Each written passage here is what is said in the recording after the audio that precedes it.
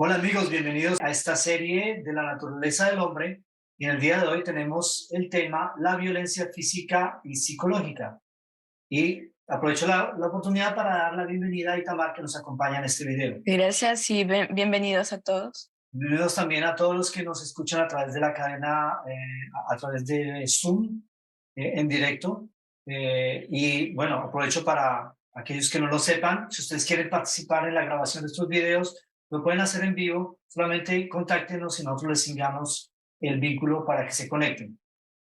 La semana pasada estuvimos hablando de la comunicación Y de la importancia de las palabras. y la importancia de las palabras, no solamente las palabras, sino la gestual, los gestos que acompañan a las palabras, es decir, digamos que la comunicación es bastante compleja. Y también vimos una técnica que nos permite mejorar nuestra comunicación, en todo caso, reducir al mínimo los errores de comunicación. ¿Cómo se llama esa técnica? La reformulación. La reformulación, exacta. Entonces, vimos cómo la reformulación nos permite tener mejores resultados en cuanto a nuestra comunicación. Muy bien. Y el día de hoy, pues, el tema de la violencia es un tema que es un tema candente, ¿no? Se habla de violencia por todos lados. Estamos hablando de las guerras, estamos hablando de la violencia familiar, estamos hablando de la violencia laboral, estamos hablando de la violencia en las calles, violencia al lado de la policía, las manifestaciones violentas de los sindicatos, estamos hablando de la violencia económica, estamos hablando de la violencia en todas sus áreas. Pero si abordamos todas las áreas de la violencia en la experiencia humana, podríamos hablar durante meses, tal vez años. Y el objeto de este tema es tratar la violencia física de una manera, vamos a ser superficial, porque yo creo que es evidente para todos lo que es la violencia física y lo que esto implica. Pero quisiera focalizarnos más que todo en la violencia psicológica, que va a tocar el hombre interior, el ser interior. Y que es más difícil darse cuenta que uno es víctima de violencia psicológica. Y por tanto es más nociva que la Sí, violencia física. Porque, porque lo daña por dentro. exacto, por ejemplo, uno sufre un accidente del tránsito y tiene heridas y esas heridas cicatrizan. Pero cuando una persona tiene un daño, sufre violencia psicológica, a menudo esas cicatrices quedan abiertas durante años y años. Entonces, es un tema muy importante porque muchos están siendo influenciados por eh, por esos episodios de violencia que sufrieron, por esos eventos de violencia, y eso va a condicionar su comportamiento. Ahora, antes de empezar a leer esta parte, yo quisiera hacer una aclaración. Cuando se habla de violencia, hay obligatoriamente dos bandos. Un agresor y una víctima. Y yo quiero que quede bien claro que para nosotros eh, hay necesidad de ayuda para la víctima, obviamente, eso es obvio, y hay que hacerlo, pero el agresor también necesita ayuda. Y eso es algo que es muy difícil de escucharlo para muchas personas, especialmente cuando son víctimas de violencia. ¿Cómo que mi agresor necesita ayuda? Lo que yo quiero que hagamos a través de este tema y las series que van a seguir, yo creo que vamos a tener más o menos tres temas sobre este asunto de la violencia. Yo quisiera que nosotros nos focalicemos en no juzgar a ninguna parte, sino tratar de encontrar de una manera pragmática soluciones. Eh, Tanto el agresor como la víctima necesitan ayuda. Obviamente la ayuda que necesita el agresor y la ayuda que necesita la víctima no es la misma, pero es posible sanar las relaciones entre personas. Y eso es lo que yo quisiera que tengamos en mente, que tengamos claro antes de empezar el tema. Entonces, vamos a leer esta definición que encontramos en un escrito de una psicóloga. Ella se llama Montserrat Gómez de Terreros Guardiola, que es una psicóloga muy reconocida en España. Y ella escribió un artículo, al original está en inglés, Psychological Abuse, Y, y este artículo ha sido utilizado por la OMS en ciertas reflexiones. Entonces, por eso quise retomarlo acá para tomar una frase, por lo menos, de este artículo. Yo les invito a buscarlo. Aquí tienen las referencias, lo pueden buscar en internet. Y es un artículo muy, muy interesante. Maltrato psicológico es un término que se usa en ocasiones de manera simultánea a otros términos como maltrato emocional, abuso emocional o abuso psicológico, habiendo sido considerado como la forma más esquiva y dañina de maltrato en la infancia, representando el papel central y el factor más destructivo de cualquier forma de maltrato. Yo quise empezar con este extracto que me llamó particularmente la atención y yo quisiera subrayarlo porque hay una frase que me llama mucho la atención de lo que ella dice y esa frase es que tiene el papel central y es el factor más que Destructivo de cualquier forma de maltrato. de maltrato. Esto es muy importante en el análisis de este tema, porque nosotros a menudo consideramos de que el maltrato psicológico es algo que no tiene importancia. Y por tanto, en psicología se analiza de que es más dañino inclusive que el maltrato físico. Y vamos a guardar esto en mente para no olvidarlo. Ahora, podemos hablar también un poco de estadísticas y es impresionante hasta qué punto las estadísticas con respecto a este tema son confusas y difíciles de acceso. Yo quisiera lanzar una advertencia. Yo tengo unas estadísticas que es una interpretación de lo que encontré acerca de las cifras de violencia. Yo tomé dos referencias, América Latina y Europa, pero déjenme decirles de que estas cifras que yo presento aquí son sujeto de discusión, porque en realidad es una síntesis de varias fuentes, pero hay otras fuentes que dan otras cifras. Y por eso no me lo tomen como digamos, como una cifra de base de análisis, sino solamente para tener una idea de la importancia de este fenómeno en la sociedad actual. Pero y además que hay que saber que hay muchas violencias hechas a personas que no son denunciadas o simplemente que las autoridades no están, sí, están en silencio. Justamente. Entonces no las pueden contar. E inclusive, yo no sé cómo se pasan las cosas en América Latina en este momento con respecto a este tema, pero yo sé que, por ejemplo, aquí en Francia, hay veces que hay mujeres que han ido a denunciar en el comisaría, en la jefatura de Comisaría, policía. comisaría. Sí, en la comisaría se dice, ¿no? Y el policía que está allí de servicio no ha querido recibir su queja.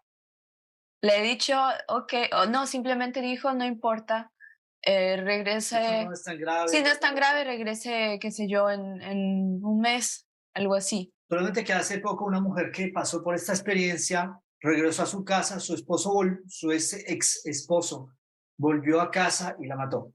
Sí, muchas nunca regresan, es muy tarde. Es, El día mismo las es matan. terrible. Entonces las cifras, digamos que las cifras dicen todo y no dicen nada, pero yo quise poner aquí una interpretación que es mi interpretación, entonces asumo.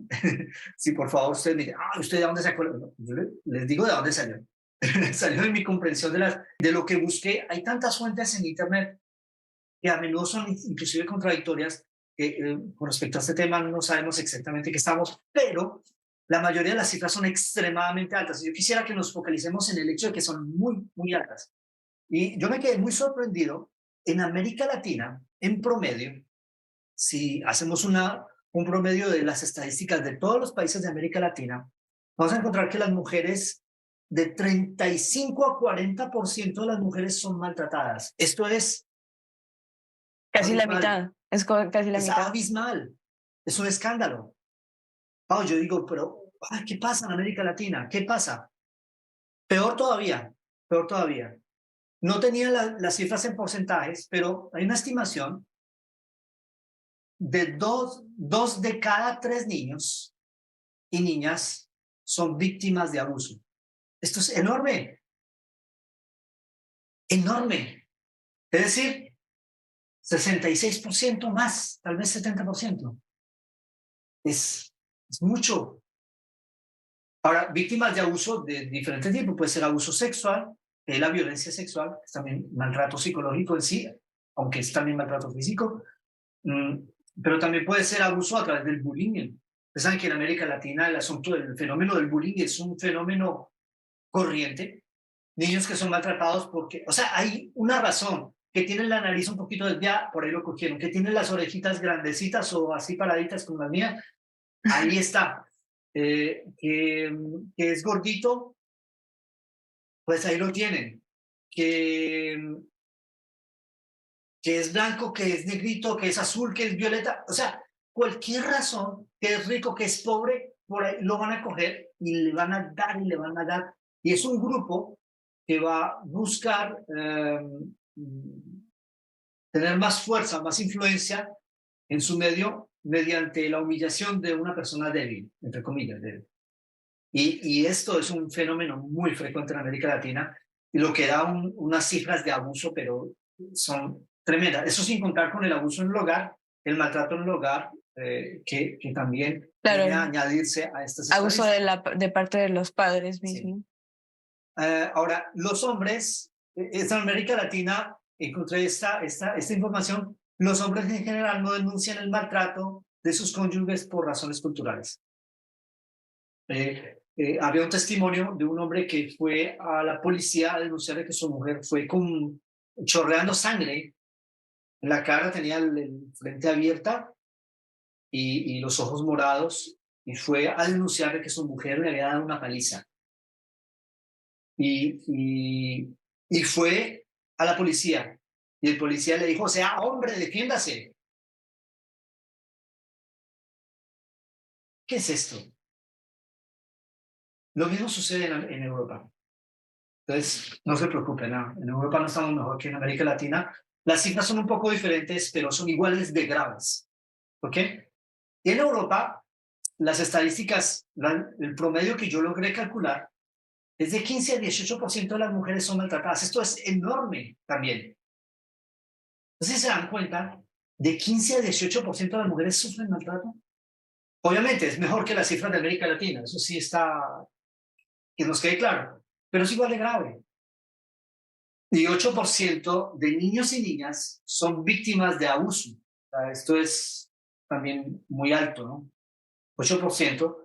E igual que en América Latina, en Europa, también por razones culturales, los hombres no denuncian el maltrato de sus cónyuges por razones Culturales. personales, razones culturales, etc. Yo creo que aquí están más dispuestos a denunciar que en América Latina. Sí. Ahora, lo que es impresionante es de que, o sea, aquí estas son las cifras, estas cifras son cifras de oficiales del Estado. Es decir, que las denuncias que se hacen en una instancia de policía, por ejemplo. Pero en el caso de los hombres, la mayoría de las estadísticas que hay, que igual son estadísticas parciales porque los hombres en general no hablan de esto, son más dadas por los terapeutas.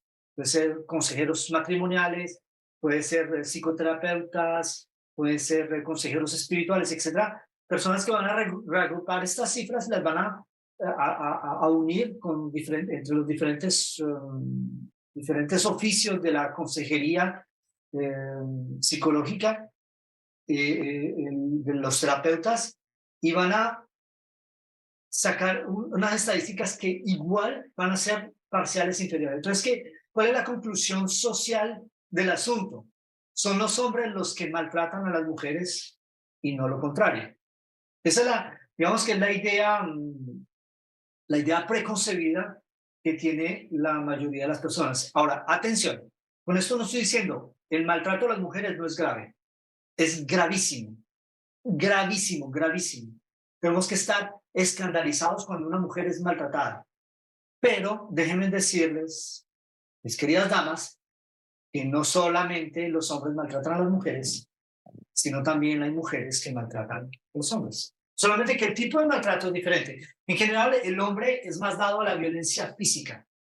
Es decir, el hombre es más bruto, más animal, y va a agredir, va a golpear, va a llegar al feminicidio, que es algo muy, muy grave y escandaloso.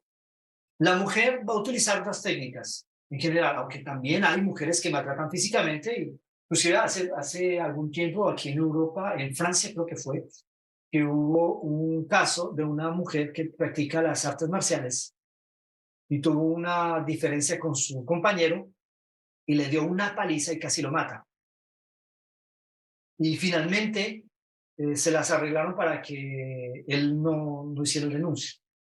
Entonces, hay casos excepcionales, pero en general las mujeres van a hacer lo que es el maltrato psicológico, es decir, la manipulación de diferentes maneras, van a trabajar psicológicamente a su esposo.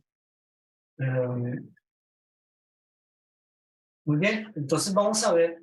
Hay una cosa algo que yo aprendí estudiando investigando sobre este tema. Llegué a un documento del gobierno ecuatoriano. El gobierno ecuatoriano sacó un documento que lo publicaron, está allí desde hace algunos años, sobre la violencia familiar y cómo detectarla.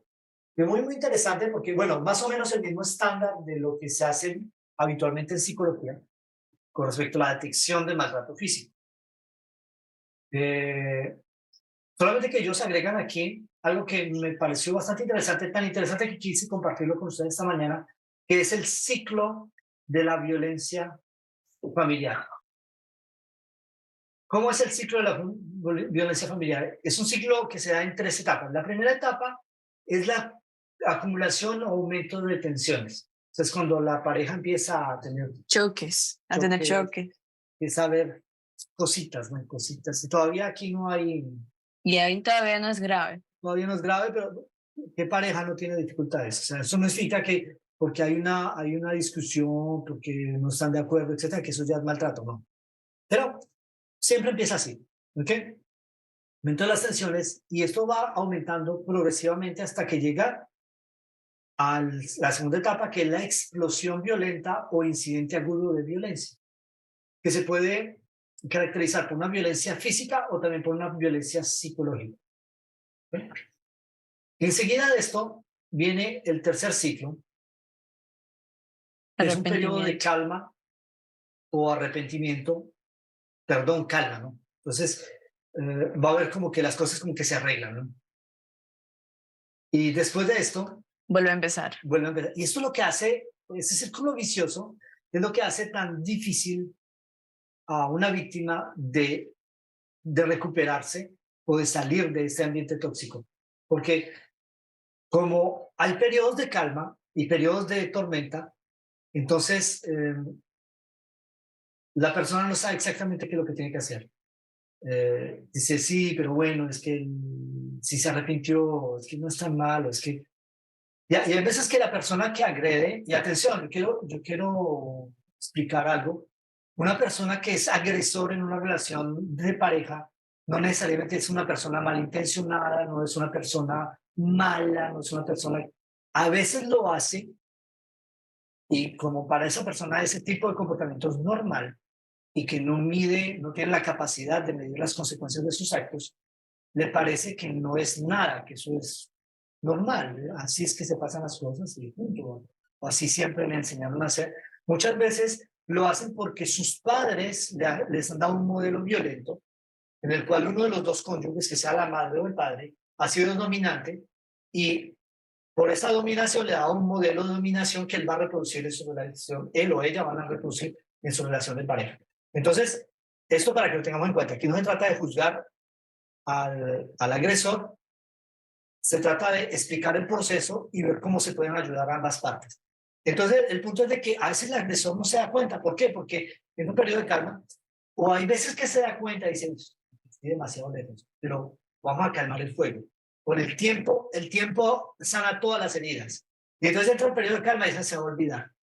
Y él de pronto ya se olvidó, pero la víctima la herida sigue viva. Y después, ¿qué empieza? El ciclo, empieza la etapa 1, se vuelven a acumular las tensiones y vuelve a empezar el episodio de violencia. Es un círculo vicioso del cual es muy difícil Salir. salir. Entonces, esto para que tengamos en cuenta. Muy bien. Vamos a la slide número 2. Estamos retrasadísimos. Ahora, Ellen White, en el libro El Hogar Cristiano, nos da un consejo acerca de cómo se deben manejar las relaciones entre la pareja. Bueno, bastantes consejos. Yo les recomiendo a los que están escuchando este tema, este libro, El Hogar Cristiano, de Ellen White, es una joya en cuanto a cómo se manejan las cosas en el hogar. De verdad que si nosotros lo leyéramos y lo aplicáramos, eso es otra cosa, leerlo no es suficiente y no aplicarlo, las cosas serían muy diferentes. Yo quise sacar este extracto de la página 110, párrafo 2 en español, y que me habla acerca del respeto propio en la relación de pareja. La cuestión que se ha de decir es esta.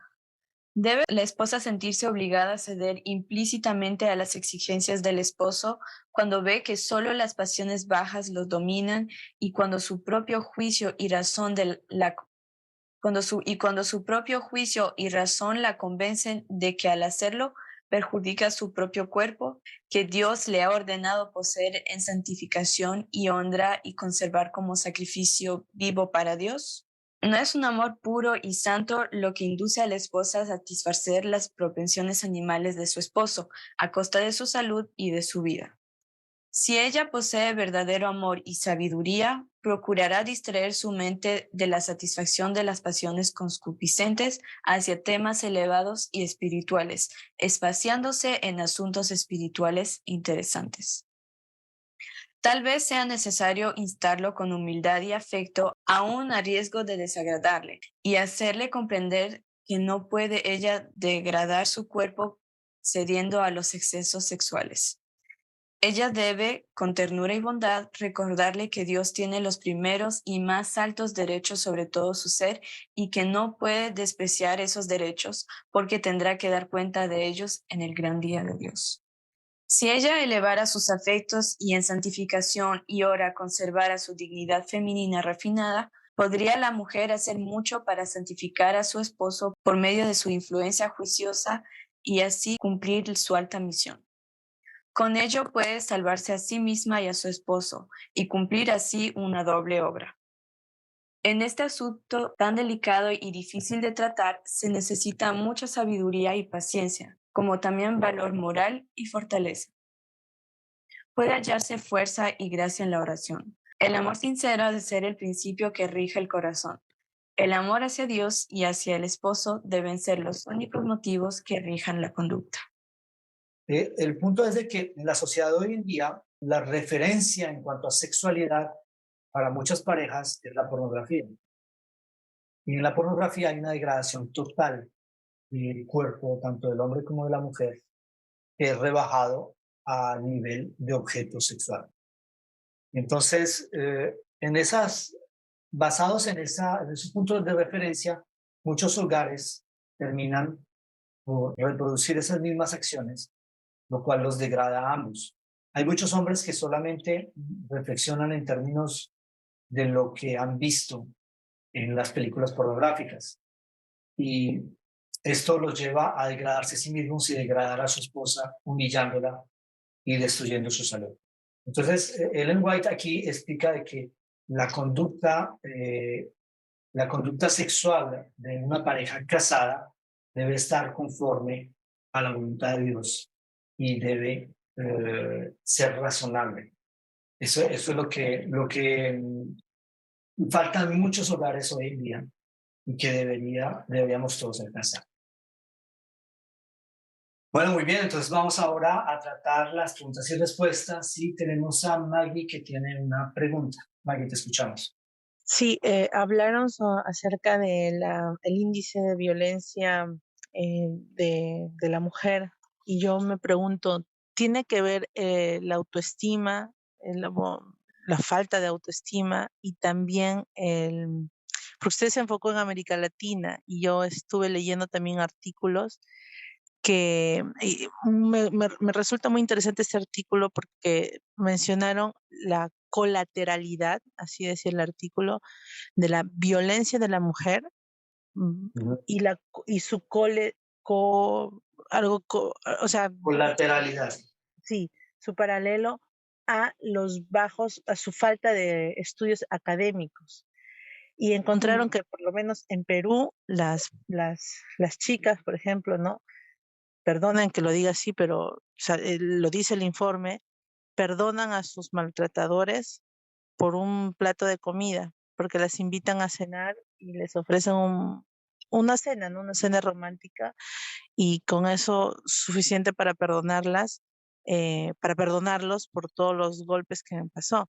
Y resulta que estas mujeres que hicieron ese estudio no han terminado, algunas no han terminado la primaria, no tienen estudios universitarios, o sea, se conforman con esto, ¿no? Y bueno, entonces mi pregunta, nosotros vamos enfocado a lo espiritual, tiene que ver el autoestima y su falta de estudios también, es por eso que las mujeres no se sienten menos, no sé si me dejé explicar. Sí, sí. Lo que pasa es que los fenómenos de violencia en los diferentes países dependen del contexto particular del país, de la región e inclusive de las familias. Vamos a decirlo así, que no hay reglas generales, pero la tendencia sí es de que en las sociedades que están subdesarrolladas, en las que las mujeres tienen un nivel de estudio, un nivel de capacitación débil o bajo, las mujeres son más víctimas de violencia de parte de los hombres. Cuando se analiza, bueno, yo creo que aquí estadísticas de América Latina y de Europa, pero por ejemplo cuando uno ve en la India, me asustó, o sea, es impresionante, o sea, la violencia que sufren las mujeres en la India es impresionante. Es impresionante porque es una cultura particularmente machista, en la cual la mujer está destinada a las tareas del hogar y no tiene acceso, generalmente, no tiene acceso a la educación. Entonces, efectivamente, en estas culturas, en estos países, como tú lo dices, Maggie, la mujer está más expuesta a una dependencia financiera de sus agresores, lo cual lleva a muchas mujeres a preferir callar y continuar a sufrir que privarse a ellas y a sus hijos del sustento material. Porque hay hombres que son, los hombres maltratadores en general, no tienen el sentimiento de decir yo soy responsable por mi familia y por mis hijos. Que está bien, me porté mal, tengo que irme del hogar y entonces yo sigo viendo por ellos. En general lo que hacen es simplemente abandonar el hogar y consiguen otra mujer. Y abandonan a una mujer con sus hijos y el estado de miseria. O sea, esa situación de miseria es algo que puede producir temor en muchas personas y es legítimo ese temor y los puede llevar a aceptar lo que es inaceptable. Pues tienes razón en cuanto a eso. En Europa también tenemos ese fenómeno de que en general las mujeres que son más víctimas de violencia conyugal, en general, digo, hay excepciones, son mujeres que tienen un nivel académico bajo y obviamente pues una dependencia económica de sus agresores, sus esposos. Pero hay excepciones a la regla. Nosotros tenemos aquí, hace muy poco, hubo un gran representante de un partido político de extrema izquierda que está dirigido por Mélenchon, y uno de sus representantes, un hombre de poder, no recuerdo el nombre de él en este momento, él fue denunciado por haber golpeado a su mujer. Y por tanto, él y su mujer tienen un nivel académico extremadamente alto, o sea, son personas intelectuales y por tanto el fenómeno de violencia conyugal se produce aquí también. Porque digo que eso puede tener que ver la cuestión del subdesarrollo, pero no es el único factor. Yo pienso que el gran problema finalmente es la naturaleza humana. Por eso el título de esta serie, La naturaleza del hombre. Nosotros nos vamos a dar cuenta de que nosotros desde que el pecado entró en la humanidad, la naturaleza del hombre tiene una tendencia muy baja y muy mala. Es por eso que nosotros necesitamos vigilar, ser vigilantes, porque no somos conscientes del mal que podemos llegar a hacer. Por eso, desde el inicio yo puse la advertencia, no se trata aquí de juzgar a nadie, porque a menudo los que son agresores han sido antes víctimas. Y es un círculo vicioso que conviene romper. O sea, en un momento dado hay que romper esa cadena y el círculo de violencia tiene que cesar, tiene que parar. No sé, Maggie, si eso contestó a tu pregunta. Sí, sí, hermanito. Muchas gracias. Bueno, muy bien, se nos ha acabado el tiempo y bueno, nos hemos pasado bastante, como de costumbre, ¿no? Yo ruego que sean pacientes conmigo. La semana próxima vamos a continuar este tema acerca de la violencia física y psicológica. Espero que este tema pueda ser de mucha utilidad para muchas personas. Yo sé que va a ayudar. Nosotros hemos visto temas como acerca de la empatía, temas que vimos acerca de la empatía, la comunicación. Todo eso son cosas que ayudan a prevenir, a evitar esos problemas de violencia. Y por eso todos estos temas están ligados unos con otros. Espero que les haya sido interesante. Si este video les gustó y si lo consideran útil, no duden en darle un like y sobre todo no duden en compartirlo sin moderación. Amigos, familiares, a todos los que ustedes quieran, compártanlo. Es una forma muy práctica y muy eficaz de ayudar a nuestro trabajo. Les agradezco por su atención. Agradezco también a Itamar que nos acompañó en este video. Les agradezco a los que nos acompañaron en línea. Que Dios les bendiga, que Dios bendiga su curiosidad y hasta la semana próxima. Chao.